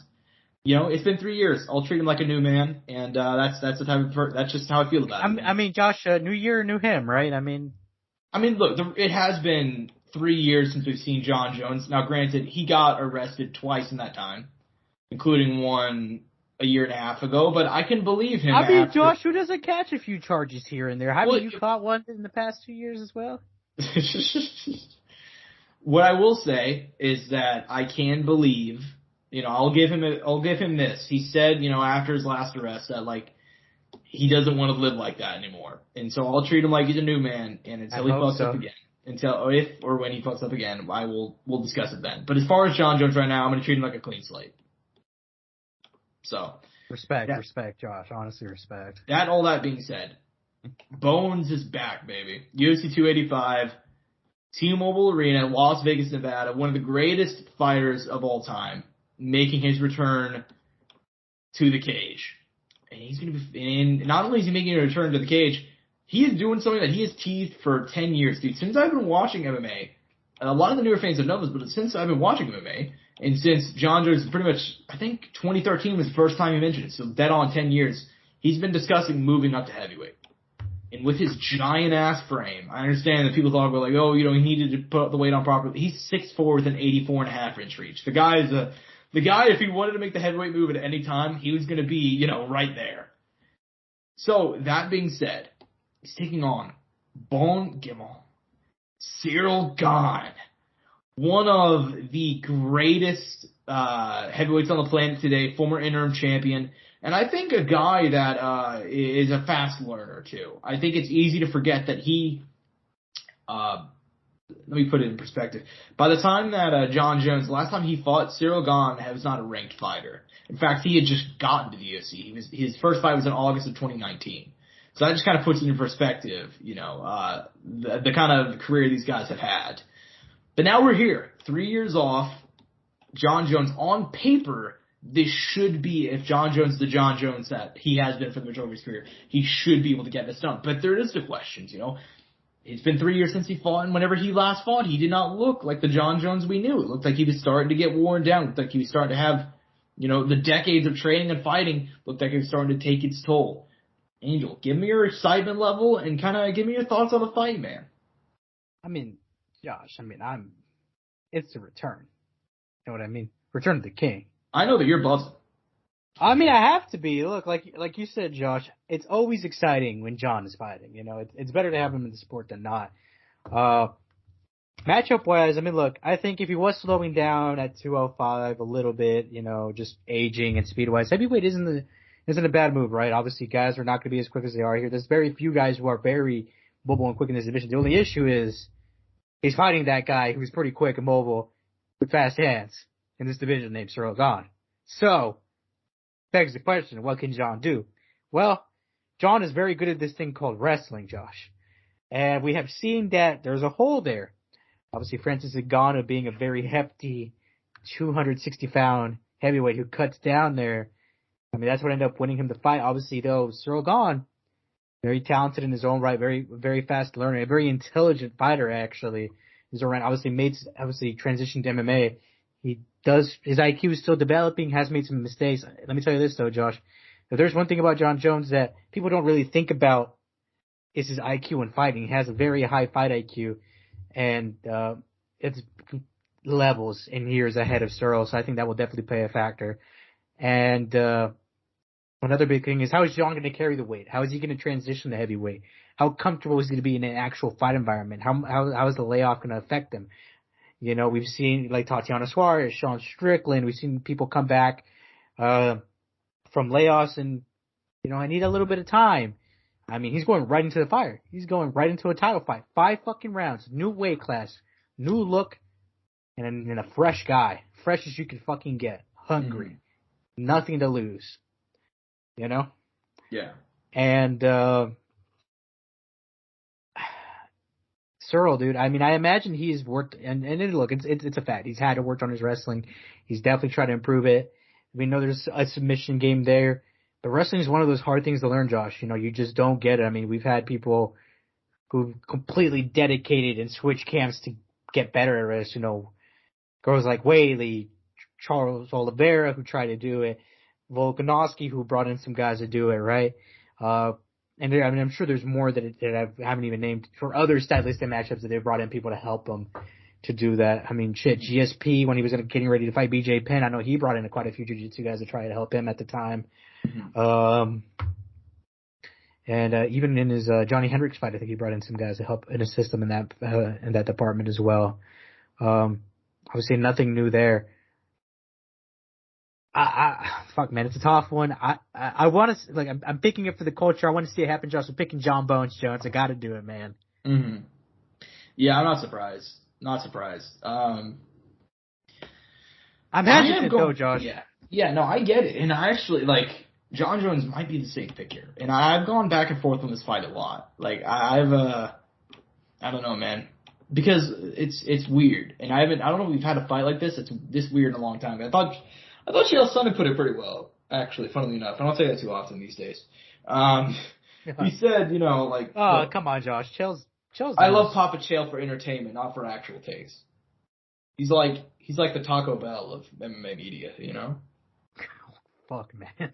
When I want some fast and casual, for example, I love a fucking quesarito. You throw in some potatoes in there too, my dog? Some steak, potato quesarito. Boom. You're high as shit on ELYXR code Soundoff. Order that. Ooh, great plug. And then it's the equivalency. Is that not how Chael Sonnen is? Like, when I pull up a Chael video, I'm not actually going for like some Luke Thomas fucking Dan Hardy level breakdown. I'm going because I've got like 7 minutes. Chael posted a video, and I think it'll be fun, you know? And you're on the toilet too to top it off. There you go. Same, because I ate that Taco Bell earlier. I had that quesarito. Make some bad decisions on Delta 8s. But anyway, so yeah, I mean, this fight, it's a guy who hasn't fought in 3 years. It didn't look great when he left versus a guy who was 1-1 in his last 2 and, lost in his big championship moment not that long ago. So it's kind of weird through that perspective. Both of these guys are very mortal and yet they feel immortal at the same time. You know, Cyryl's only lost once in his entire career. It was to Ngannou. He was undefeated in Muay Thai. I believe he was undefeated in kickboxing, but I'm pretty sure he wasn't like a major. He did the Andrew Tate kickboxing, I'm pretty sure. You know what I mean? He may not even done any of that. Kickboxing might not even be a real sport, Josh. I may not be. Are we sure it's real? Same thing as Australia. But Gane, man, he's only lost once in his career. He's undefeated in Muay Thai. Up until that Ngannou fight, he was undefeated in MMA. He's very young in the sport. I think it was important to mention. And I'm gonna take Ciryl Gane, man. I think it's ultimately the same thing. It's the same. If you're mentioning, I'm using the same logic that I used to come to the conclusion about the Tommy Fury fight, Tommy and Jake Paul. On paper, Tommy Fury should have won that fight. He's a more technical guy. On paper, Ciryl Gane should win this fight. You know what I mean? He's the more technical guy. He's active. He's used to the weight class, and he's a big motherfucker. If you're looking at guys who have been able to challenge Jon in the past, right, it's guys who are actually his size. I'm not even saying, like, challenge in terms of winning, because obviously nobody's beaten him. But Gus had a case to beat him in the first fight. Reyes did beat him in that fight, for being completely honest. Although, you know, it was pretty close. And even guys like OSP, who are of a comparable size, they didn't beat Jon Jones. I will say for the OSP one though, Josh, that was after a layoff though too. That was off a layoff, and but you know, OSP also had a broken arm in that one, so it goes both ways. So, yeah. I mean, there's factors. I mean, there's obviously factors that go into every fight, but ultimately, I think if you're just looking at no wonder Rose always struggles. If you're looking at the thing, it's the key thing. It's like he's always struggled against guys who are kind of closer to his actual size. And Ciryl Gane might actually be bigger than him. And I think if you're using the idea that, like, well, you know, Ngannou out-grappled him. You know, Ngannou also out-grappled Stipe in their second fight. You know what I mean? Fucking stuffed the takedown, got one of his own. Like, he had some great moments. So I think that using that as the idea is not really... Like, Ciryl Gane's legitimately very good. He was 150-50 leg lock away from being the heavyweight champion. And I think that he's good enough to beat Jon Jones. I think, like I said, you just gotta think logically, man. Jon Jones, long layoff, didn't look great when he left to begin with. New weight class. There's just so much working against him. Like, if he does win, I'll put it out there right now. I think if he beats Ciryl Gane, he might be the GOAT. Or at least he'll probably move up in my standing right now. I won't be surprised either, Josh. Like, if you listen to this, I'll be like, oh, okay, it's Ciryl Gane, dude. Like, he's that guy. He is him. He is him at the end. I mean, it comes down to it's always been the idea of, like, if you take the names out of it, you know, if you did not know this was Jon Jones, you'd be like, oh, this guy's gonna, you know. That's a good point. It'll be competitive, but I mean, Josh, you gotta have the name because it plays such a big factor. Exactly. Because of what Jon's done in the sport and because of Cyryl's done in the sport in such a short amount of time.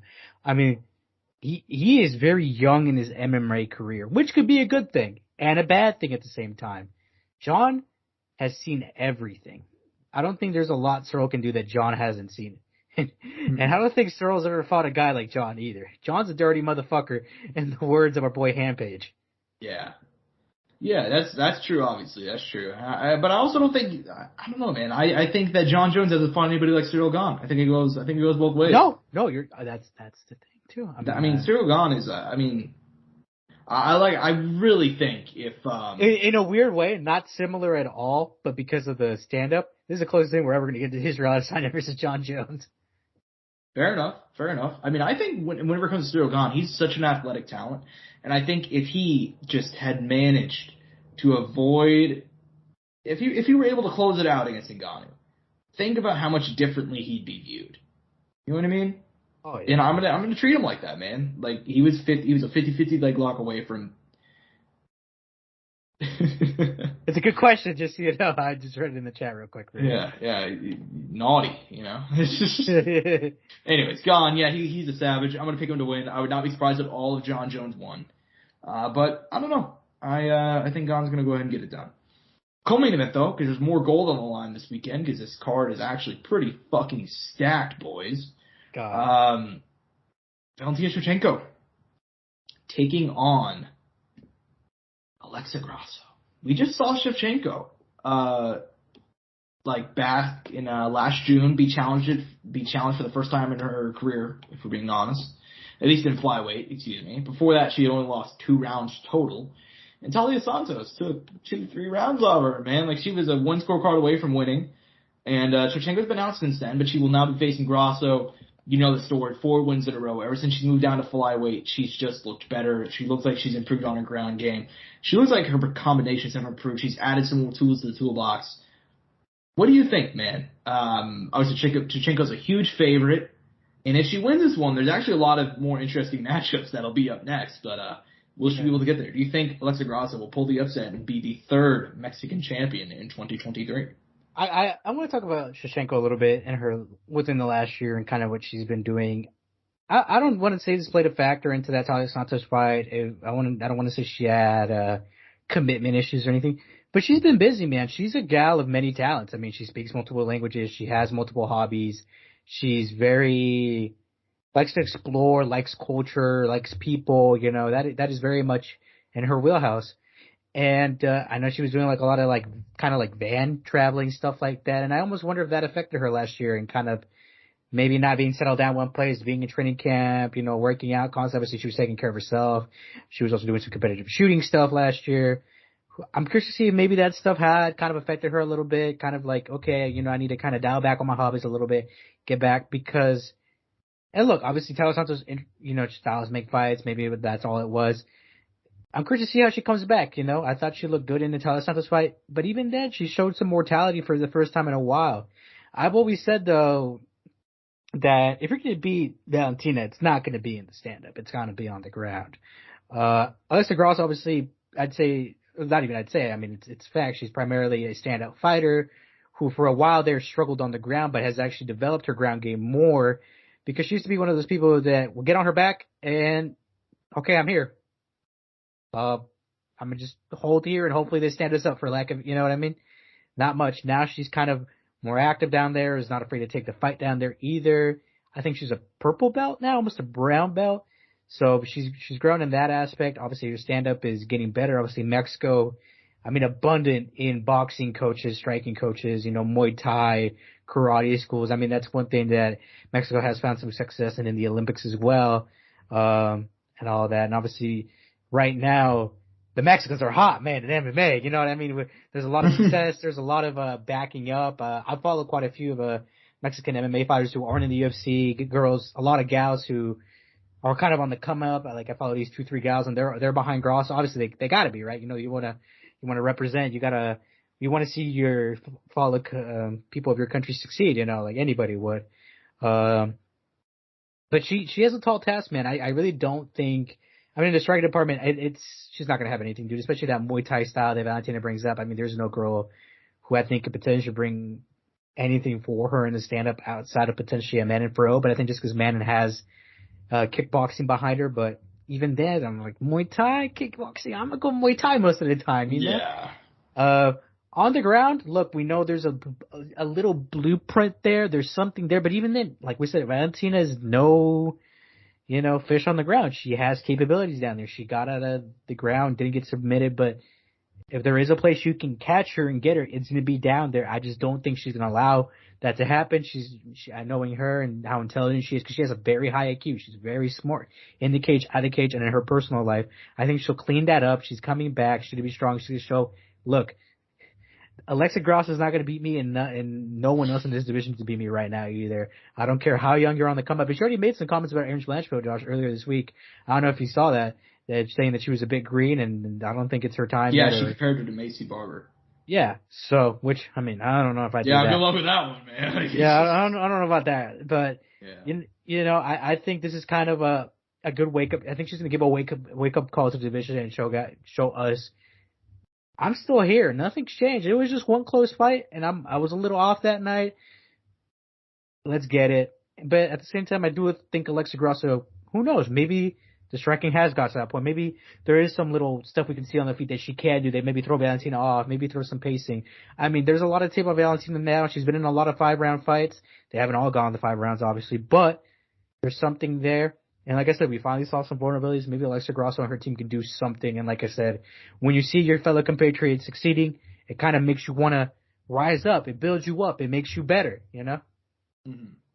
Yeah, I mean, in terms of, I think you previewed the fight pretty well there. I mean, I think for me it comes down to it's honestly a pretty simple fight for me to preview. Unless ELYXR Grasso has made massive improvements in her stand-up or on the ground. I mean, I understand that she's actually looked pretty, like, you know, she's looked more confident on the ground. Obviously, there were a couple of fights earlier in her UFC stint where ultimately she was just able to kind of be held against the fence or held against the ground and didn't know how to handle it. She's actually improved. She's more offensive when on the mat. I know that she picked up a submission win over, I think, was it Joanne Calderwood, I think, during her flyweight run. I don't remember exactly if that was Joanne, but regardless, I know that she's gotten just a couple of sub-wins down at 125. I think ELYXR Grasso comes down to the fact that just her on the feet, she's solid, but I think her best is not as good as Shevchenko on the feet. I think on the ground, her best is not as good as Shevchenko's best. I'm going to go ahead and pick Shevchenko to win. Now, I do think ELYXR Grasso will impress some people. I've always been very high on her. I think that she's got that fucking dog in her. And I think the way that you've seen her improvement over the last year or two is so fucking commendable. Because she saw things weren't working out. She saw like, all right, I'm ranked around 15th. I'm 10-15 at strawweight. But I don't want to be 10 or 15. I'm going to go and move up in weight. I'm going to fucking knuckle down. I'm going to go ahead and become a contender. And she has done that, and I've been very proud of her improvement, but I think it's just too much too soon. And I'm assuming you're on the same page. Yeah, no, I mean, look, we don't know. I mean, fight night comes around, we might see a whole different ELYXR Grasso, dude. Exactly. So, but as of right now, with the information that we have, I'm going to go ahead and call Shevchenko win. That being said, though, this main card, no more title fights, but from here, it's smooth sailing, because you got some of the greatest prospects in the UFC on this card, and a lot of big names, former title challengers, former champions. So let's go ahead and move one on down, because Shavkat Rakhmonov is, I mean, he's up there as the greatest prospect in the UFC. I don't know if he's taken that jump to contender yet. He's not far from it, though. No, well, that's the point. This is the fight. This is the fight to see if he could take the jump from being a highly viewed contender to, from being a highly viewed prospect to being a possible contender. Jeff Neal, ranked number 7, back-to-back wins over Vicente Luque and Santiago Ponzinibbio. A guy that came into the UFC with a lot of hype. He ultimately faltered whenever he was tasked with bigger competition against Wonderboy Neil Magny, but his last 2 wins have been very, very impressive, especially the one over Luque. And now taking on Shavkat. Shavkat, a fucking savage. I mean, nobody's made it out of the 3rd round with the guy. Do you think Jeff Neal will be able to pull off the upset, or do you think it's going to be another big win for Shavkat Rakhmonov? Look, I mean, Jeff Neal has heavy hands. He's strong. Hands of steel, one would say. Yeah. But fuck, dude. No, I didn't like that one? All right. no, I'm saying, but like, this guy has never lost, and no man has ever seen a scorecard against him. This guy's 16-0 and never seen a scorecard in his professional career. Doesn't know what a scorecard looks like. Doesn't even know how it's read out. Guy doesn't even speak English, so it's not even going to matter if they get there. I guess Jeff Neal, man, I mean, it's hard not to pick Shavkat, man. He looks so hot right now. Win after win after win. Finish every single time on the ground, on the feet. He is a menace. He's tall to deal with. His limbs are, he has long legs, long arms. He's already awkward for the division. He has power. I don't know what Jeff Neal can do here. I feel like he's at a decent disadvantage. Because what do you do? There's been no weakness since his entrance in the UFC. Maybe in his early career, but he's literally the Vitor Belfort UFC 12 graphic of no weaknesses. That's the thing, man. Where is the weakness? The gas tank? I haven't seen him gas. The striking, I've never seen him take a hard punch. The wrestling, he does great on the ground. Never have seen a submission been thrown up against him. What do you fucking do? At least fucking Cosmod had trouble, but it wasn't until we saw Gilbert Burns. I mean, I think this will be his potential equivalent of a Gilbert Burns fight. But even then, I don't know if Jeff Neal's that guy, and I don't think he is. Yeah, same page here, man. I think that and Jeff Neal's had trouble against long guys, Wonder Boy, Neil Magny, Kevin Holland. So it's already kind of like a little, it's already looking a little sus there. Yeah. I mean, ultimately, what it comes down to for me, I don't see how he'll win. I mean, I think unless he catches him, he could absolutely catch him. Let me be clear. Jeff Neal is a fucking savage, very heavy hands, great movements. In the chaos, right? Like, he can catch him in some crazy. Exactly. But even then, Shakva is good in it. Like, even when he does get in those chaotic exchanges, you don't see him absorbing anything. Well, here's the problem, too, is he not only does he not absorb anything, fucking guy could just take you down and maul you down there, too, And right, and if even he doesn't have to hit you up close, he can hit you from far away. Yeah, I mean, he's bad from every single angle. It's a fucking cheat code, dude. It's kind of like he's kind of like this, like, early day Jon Jones, right? Long, hard, very little weakness, can wrestle, can strike, I mean, obviously not the same, but kind of to give a kind of similar archetype, right? Yeah. Yeah, I just don't see how. I'm going to take Shotgun. I love Jeff Neal. I think it's just such a terrible matchup for him. Have you seen those Instagram edits where it's like, it'll show like it'll be for different things, but it'll be like I think one I saw was like Baby versus Pitbull. It was like strength, Pitbull, brain, Pitbull, speed, Pitbull, stuff like that. For Shotgun, it's like striking, Shockbot, conditioning, Shockbot, power, Shockbot, finishing ability, Shock. It's like that. Yeah, I mean, I just don't see a way that Jeff Neal's going to win. So, he's the first guy we've seen in a while who has like no hole. Yeah. Because even with Chimaev, you could be like, well, he has gassed a little bit. You know what I mean? Yeah, and that makes sense too because he's just so fucking electric. Yeah, like you could say that, but with Shafa, there's been no hole. Exactly. Where is the hole? Where do I put? What is the flex tape? Where do I put the flex tape? Yeah, right. Where's the water coming from? I can't see where the water's coming from, Josh. Okay. Let's move on. Let's. Anyways, man, I mean, we're both picking. It's a great analogy. You can't deny that. Yeah, we're both picking Shotgun. But next up, a couple of lightweights that are both a lot of fun. This is a short notice matchup for one of them, but Mateusz Gamrot coming in to face Jalen Turner. This is a banger, dude. What do you think? Fuck, dude, I feel bad for Jalen Turner. I mean, what a matchup change at short notice. I mean, going from Dan Hooker to Mateusz Gamrot, I mean, it's not even the same fight, dude. Obviously, it's not super crazy short notice, but it's decent enough where your camp can be changed around to fight this kind of style. I mean, Jalen Turner was one of those guys that, record-wise, early on, you're kind of like, man, 13-5 doesn't look that great, but all those losses came early on. Obviously, fought at welterweight at the start of UFC career. Didn't make the weight change. I don't know if he did that just because maybe he took a fight on short notice or whatever. I think it was a short fight on short notice against Vincente. Looking at it, I'm looking at it. Matt Frivola lost in there, but Matt Frivola in his honor, he's got a few dubs now. Atman Zaitar and Nader Valdez.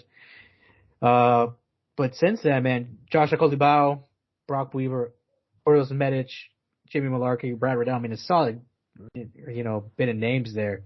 And I mean, potentially he could have had Dan Hooker in that too. Instead, he gets Mateusz Gamrot, which I don't know if Jalen Turner should have been in the rankings this quick, and it's no disrespect to him, right? I mean, those are solid wins, but I felt like it might have been a little too soon. I mean, obviously the Brad Riddell win was so fucking good, dude. Like, obviously you can't deny that. And for this division being, he's 6'3", with a fucking very long reach. I mean, it's already a stylistic kind of big change for a lot of people in this weight class where there's not very many guys like him. I mean, they fucking nicknamed it Tarantula, so. Yeah. Gamrot, I think it's just too much, man. I mean, a lot of experience, the wrestling. He's tough as fuck to get out of there. Has a great chin. I mean, maybe he struggles with the height initially. It is short notice, but I think stylistically, I mean, I think it could be almost catered to him to come in here, take this guy down, and do whatever he wants. I mean, maybe he has some trouble with conditioning. Maybe he didn't have enough time, but he looks a guy who stays in pretty good shape year round. I just don't know if Jalen Turner can get it done this time around. I think, if anything, we'll see Jalen Turner's level here. I mean, if he can adapt to this, get this win, fuck me, dude. Holy fuck. I mean, that is a splash in the division at 155 that I did not see coming at all. Mm-hmm. I mean, that's why I was so intrigued with the Dan Hooker fight, because I thought it was a proper build-up to his career as far as the direction they were going. They were giving him the names. It was a decent pace. Because he's 27, man. He has to be the youngest guy ranked right now at 155. I mean, I don't think anybody's closer to him. It's probably Kim and Grant Dawson. Yeah, I mean, it is an interesting fight, man. I'm very intrigued by this one because I think if this were not short notice, I'd pick Mateusz Gamrot very easily. It's the fact that he's not, and the fact that Gamrot took this fight back in about 2 weeks ago, actually. So that's not a whole lot of time, and he just fought against, Beneil Dariush in, I believe, late October. So not that big of a layoff. And Jalen Turner, meanwhile, I mean, been out of action whenever Brad Riddell. Like I said, if this one were a normal fight, I'd absolutely pick Mateusz Gamrot. I don't know, man. I got a weird feeling about Jalen Turner. You think so?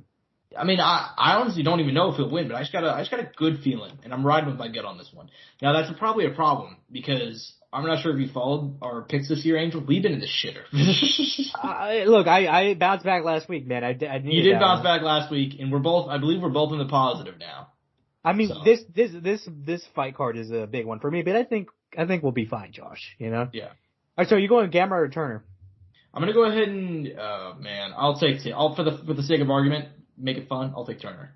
I respect that. I mean, my big thing too with Gamrot, Josh. I mean, he was with Johnny Evelyn during his whole training camp. So I'm like, he has to be in somewhat decent shape. That was my other thing too that I looked into. So that makes sense. Yeah. And especially if you're helping a guy for a world title, I mean, you can't be out of shape, dude. You got to be pretty conditioned, in my opinion. But we'll see. I mean, we're a few days away now. I mean, it's a big card, a lot of pressure, and Gamrot kind of risking it here, right? Because he's in a decent place in the rankings. He'd be going down the rankings a little bit. He's 32. He's really not that far away in the title, especially in this division. Mm-hmm. He's very talented. His style is good. Yo, it just shows that dog in him, though. And he decided to take this fight. Yo, no, you're not wrong. This motherfucker's a beast. I almost said some other shit. But regardless, I'm ready. Anyways, yeah, interesting fight. I think it could go either way. But anyways, man, last fight on the main card. We know who we're going to pick in this one, but still very excited for it. Bo Nickel taking on Jamie Pickett, the Night Wolf. Yeah, we know the story of Bo Nickel. One of the greatest prospects in MMA right now, and probably ever, if you're looking at his history on the mats. Guy's a fucking beast. And undefeated in MMA, not even just undefeated. I don't think anybody's escaped the first minute with him. So, what do you think, man? I mean, who do you think's gonna win here?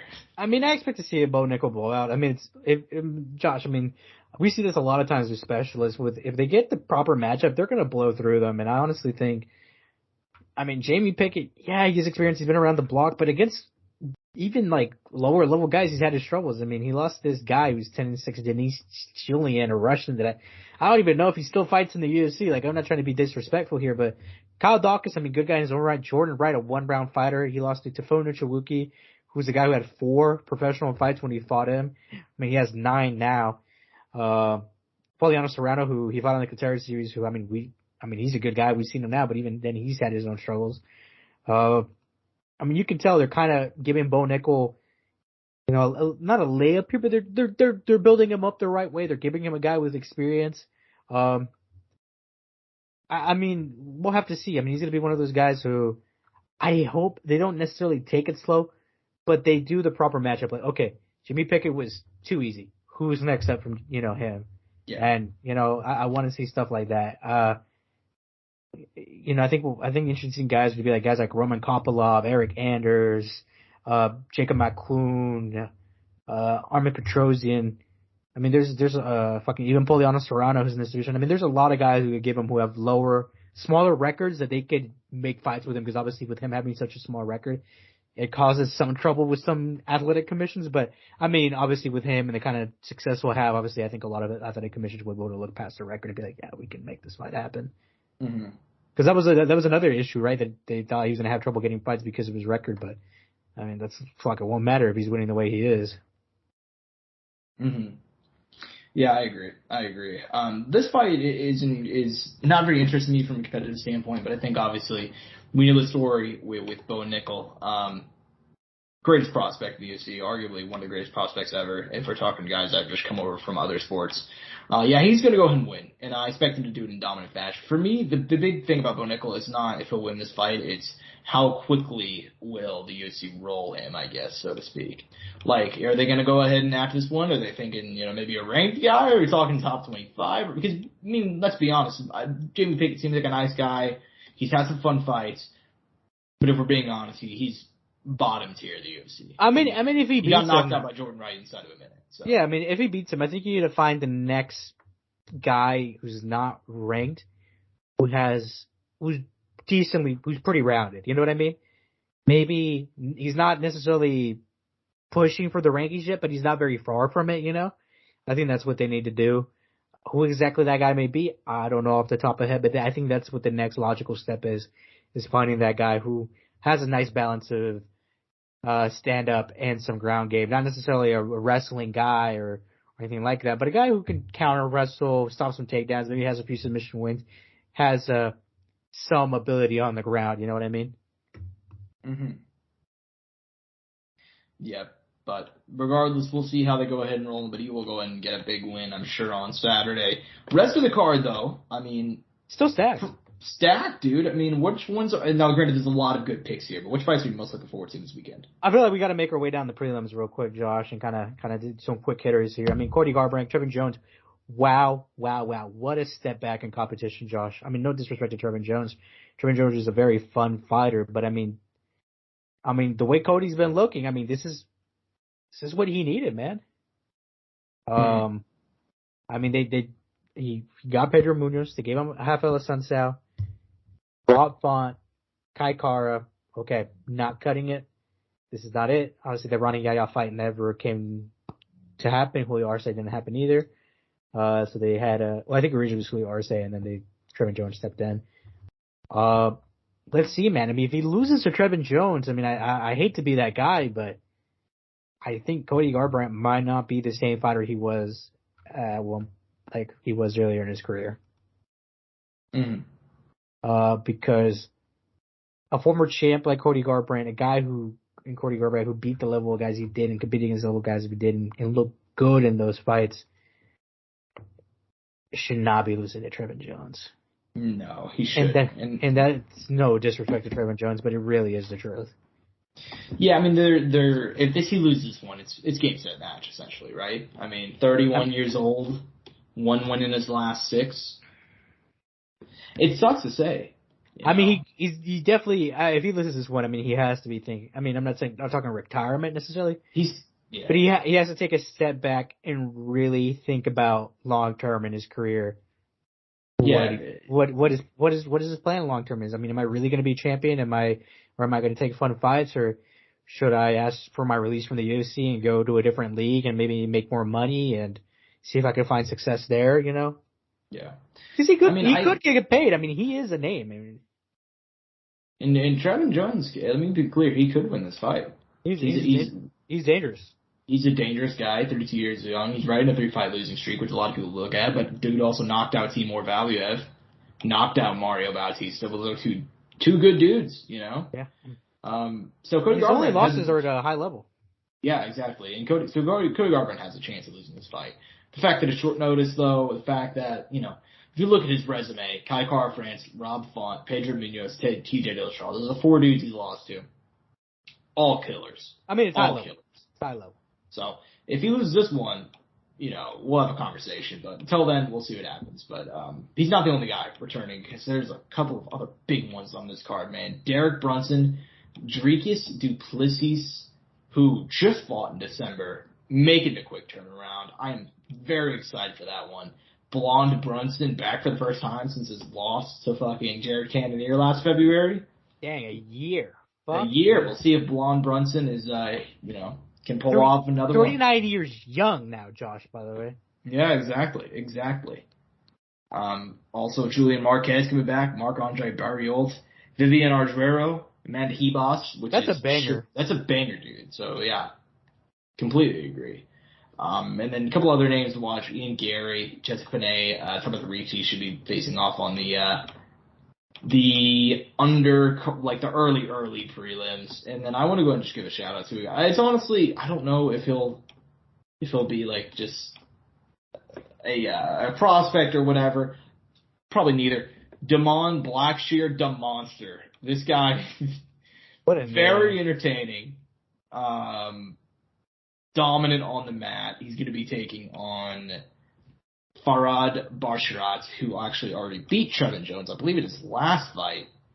So that's a low-key banger to watch in the early period. Wrong Barsharat, dude. I had to double-check myself. What? No way. There's two guys with the last name of Barsharat. There's Farid and there's, I think, Havid.